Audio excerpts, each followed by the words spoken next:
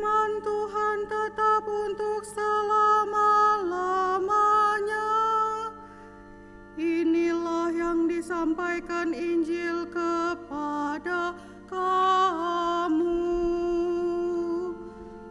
Haleluya, haleluya, haleluya. Tuhan sertamu. Inilah Injil suci menurut Lukas.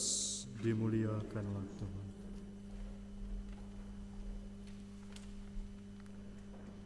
Sekali peristiwa, datanglah para rasul-rasul itu kepada Tuhan dengan berkata, "Tambahkanlah iman kami."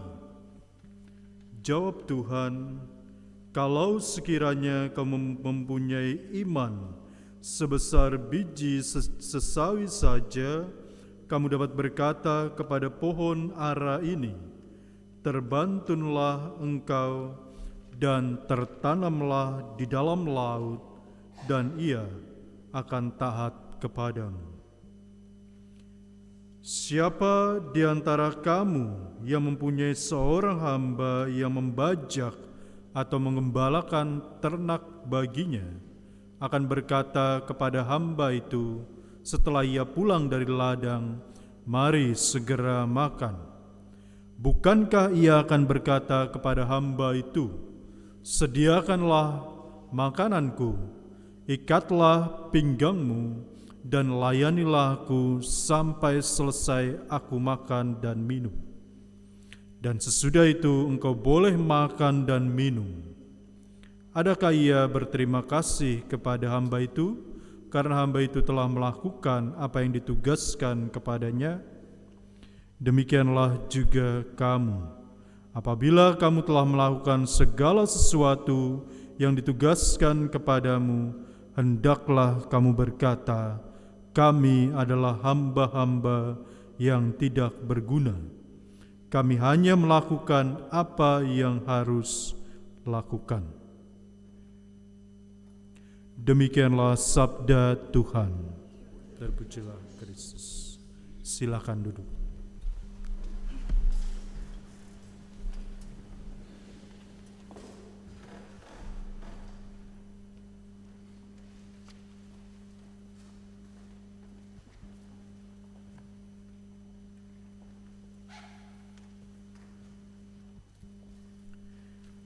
Bapak, Ibu, Saudara-saudari yang dikasihi Tuhan,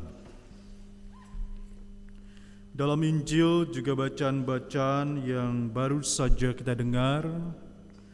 Bacaan pertama dari kitab Habakuk, bacaan kedua dari kitab Rasul Paulus kepada jemaat di Timotius, dan bacaan Injil berkisah tentang dari Injil Lukas, bicara tentang seorang hamba yang melakukan apa yang diperintahkan oleh Tuhannya dengan baik.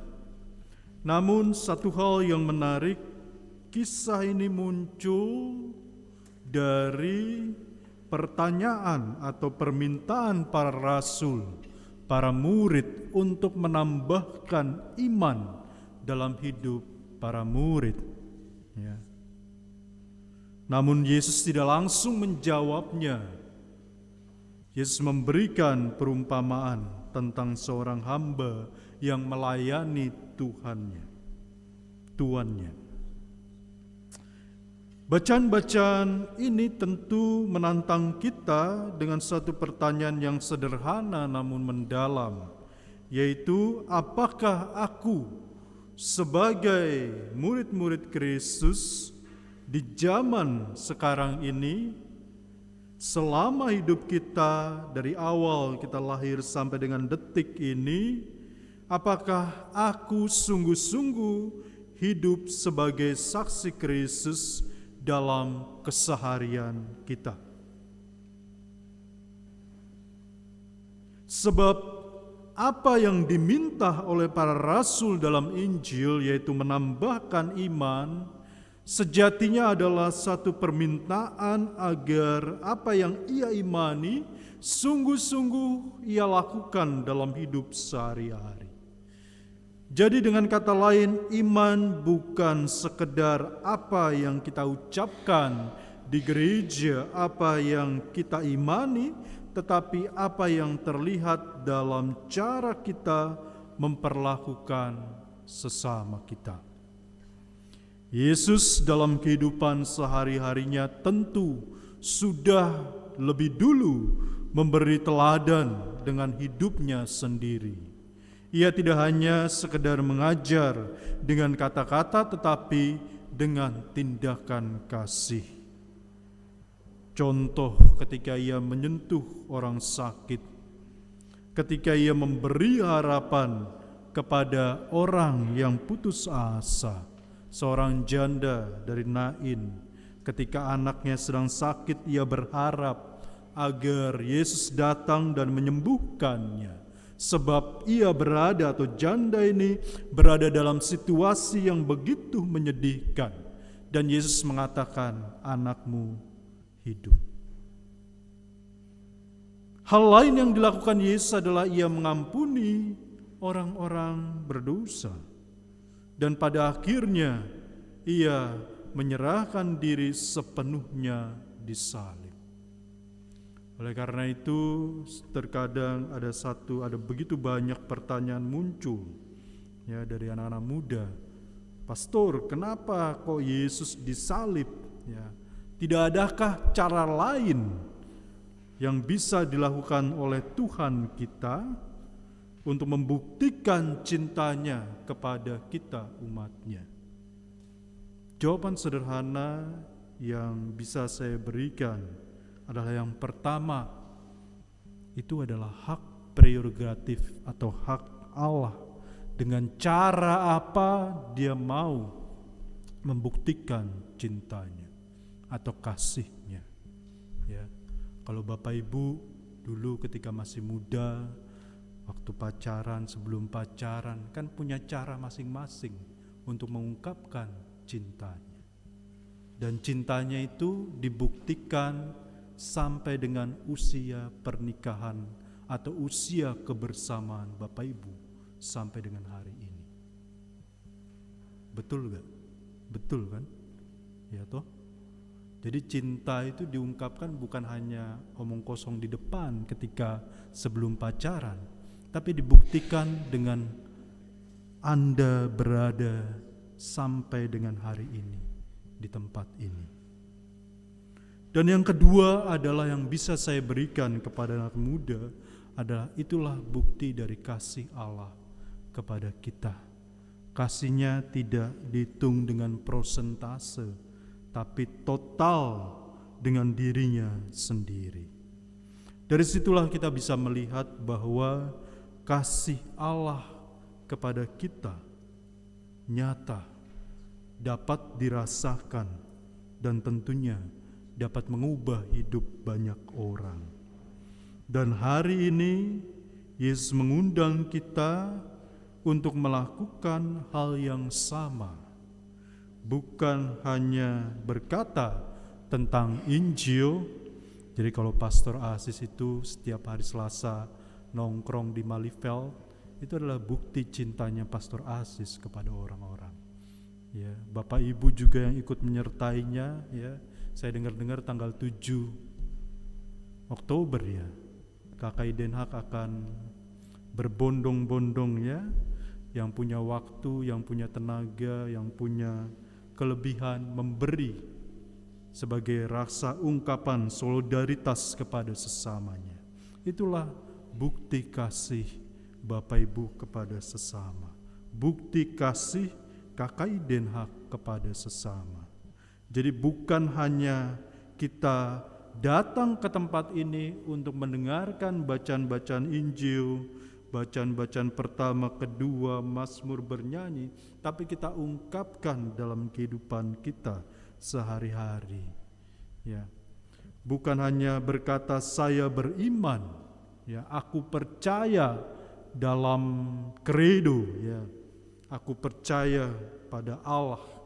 tetapi mewujudkannya dalam tindakan kasih setiap hari. Mungkin kita semua yang hadir di tempat ini, kita merasa kecil atau tidak tahu mau buat apa ya untuk sesama. Tapi percaya atau tidak, justru dalam hal-hal kecil terkadang kasih Allah menjadi nyata. Contoh, ketika kita mau mendengarkan sesama dengan sabar. Ya. Kalau di dalam komunitas para pastor itu ada aja pasti satu pastor minimal ya. Itu yang suka ngomong gitu. Ada juga yang hanya diam gitu ya, dengerin. Ya. Pokoknya apa yang dikeluarkan oleh koleganya diamini oleh satu pastor yang lain. Ya. Kita juga bisa melihat kasih Allah nyata dalam hidup kita atau dalam hidup orang lain ketika kita bisa tersenyum menyapa orang.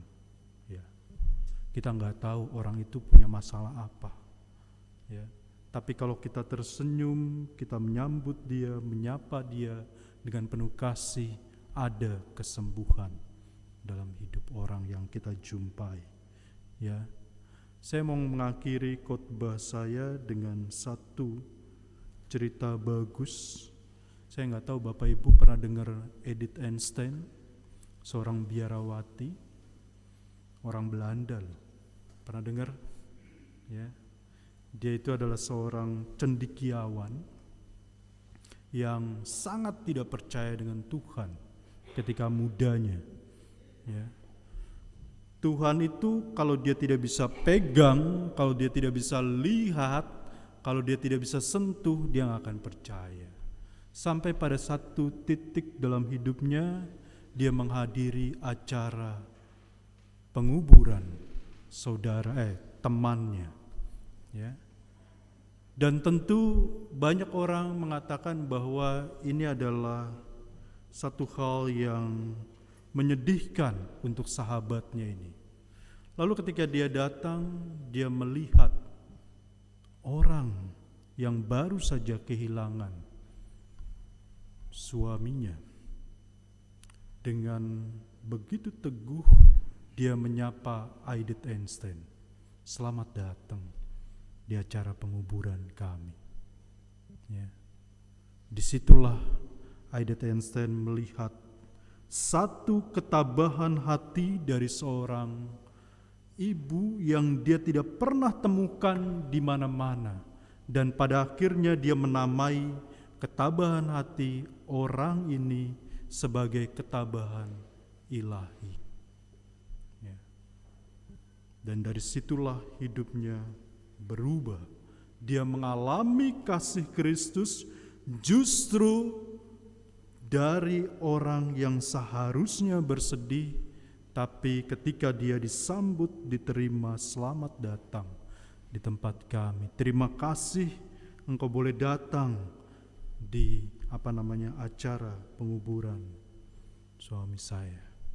Saudara-saudari yang dikasihi Tuhan, yang penting terkadang bukan besar kecil perbuatannya, melainkan seberapa besar kasih yang kita berikan kepada sesama kita.